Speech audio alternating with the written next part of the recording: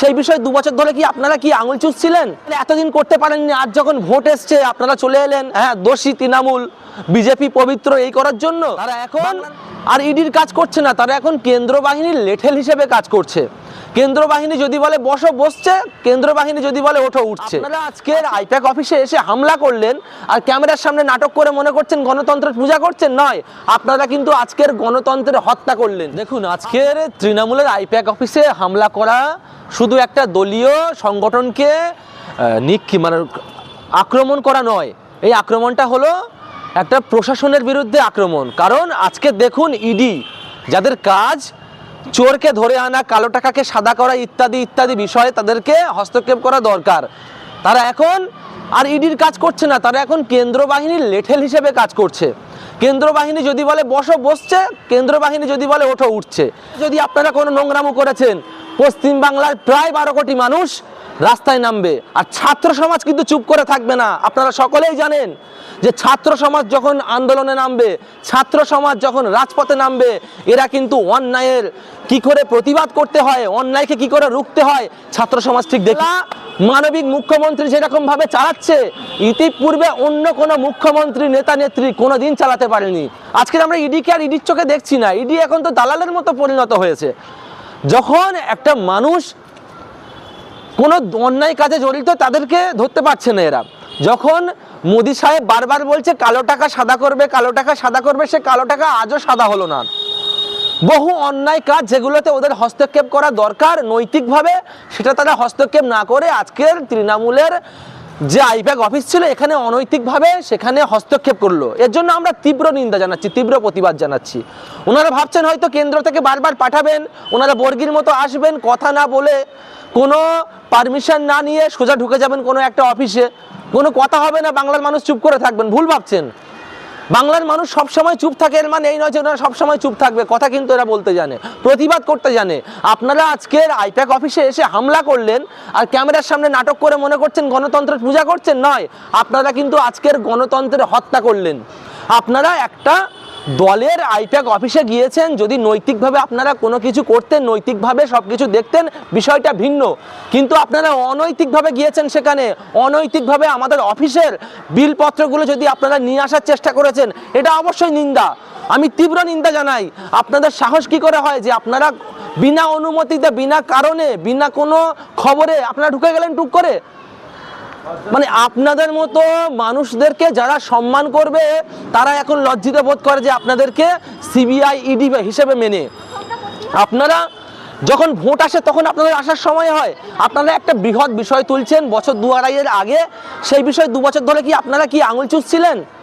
তাহলে এতদিন করতে পারেননি, আজ যখন ভোট এসছে আপনারা চলে এলেন হ্যাঁ দোষী তৃণমূল, বিজেপি পবিত্র এই করার জন্য। বাংলার মানুষ সব জানে এগুলো একটা পূর্ব পরিকল্পিত চক্রান্ত, আর ভোটের আগে তৃণমূল কংগ্রেস সহ বাংলাবাসীকে ভয় দেখানোর নোংরা পরিকল্পনা। এর জন্য আমরা তীব্র ধিক্কার জানাই। এরপরে যদি আপনারা কোনো নোংরামো করেছেন, পশ্চিম বাংলার প্রায় 12 কোটি মানুষ রাস্তায় নামবে, আর ছাত্র সমাজ কিন্তু চুপ করে থাকবে না। আপনারা সকলেই জানেন যে ছাত্র সমাজ যখন আন্দোলনে নামবে, ছাত্র সমাজ যখন রাজপথে নামবে, এরা কিন্তু অন্যায়ের কি করে প্রতিবাদ করতে হয়, অন্যায়কে কি করে রুখতে হয়, ছাত্র সমাজ ঠিক দেখিয়ে দেবে। আমরা তাই বারংবার করে বলছি, নম্রতার সঙ্গে বলছি, ভদ্রতার সঙ্গে বলছি, একটা দলকে কোণঠাসা করার জন্য আপনারা এই নোংরামো করবেন না। আজকের বাংলাতে আপনারা ঠাঁই পাচ্ছেন না, আগামীতেও পাবেন না, চিরজীবন পাবেন না। বাংলা হচ্ছে বাঙালির বাংলা, বাংলা হচ্ছে বাংলাবাসীর বাংলা। এই বাংলায় অন্য কোনো রাজ্যের সন্ত্রাস, অন্য কোনো রাজ্যের অনৈতিক কাজ করার মানুষগুলো, অন্য কোনো রাজ্যের নোংরা চক্রান্তকারীগুলোর সময় জায়গা নাই, ঠাঁইও নাই। এই বাংলা মানবিক মুখ্যমন্ত্রী যেরকম ভাবে চালাচ্ছে, ইতিপূর্বে অন্য কোনো মুখ্যমন্ত্রী নেতা নেত্রী কোনোদিন চালাতে পারেনি। আপনারা যদি দেখেন, অনৈতিক বামফ্রন্টকে গালে চড় মেরে গালটাকে লাল করে দিয়ে যেতে, তারপরে উনি আজকের বাংলা সত্তায় বসে মানুষের জন্য বহু বিকল্প দিয়েছে, পরিকল্পনা দিচ্ছে। স্বাস্থ্যসাথী থেকে শুরু করে বাচ্চাদের সবুজ সাথী, এমন করে কন্যাশ্রীর ফর্ম, তারপরে হচ্ছে খাদ্যসাথী, এমন করে বহু বিকল্প দিয়েছে, যার জন্য আজকের বাংলার মানুষরা খুশি। মমতা বন্দ্যোপাধ্যায় শুধু আজ নয়, আগামীতেও মমতা বন্দ্যোপাধ্যায় ছাড়া কোনো কথা হবে না। তাই আপনারা যতই চক্রান্ত করুন, যতই নোংরামো করুন, বাংলার মানুষ কিন্তু আপনাদেরকে চিহ্নিত করছে। আর আগামীতে বাংলার মানুষ আপনাদেরকে জবাব দেবে।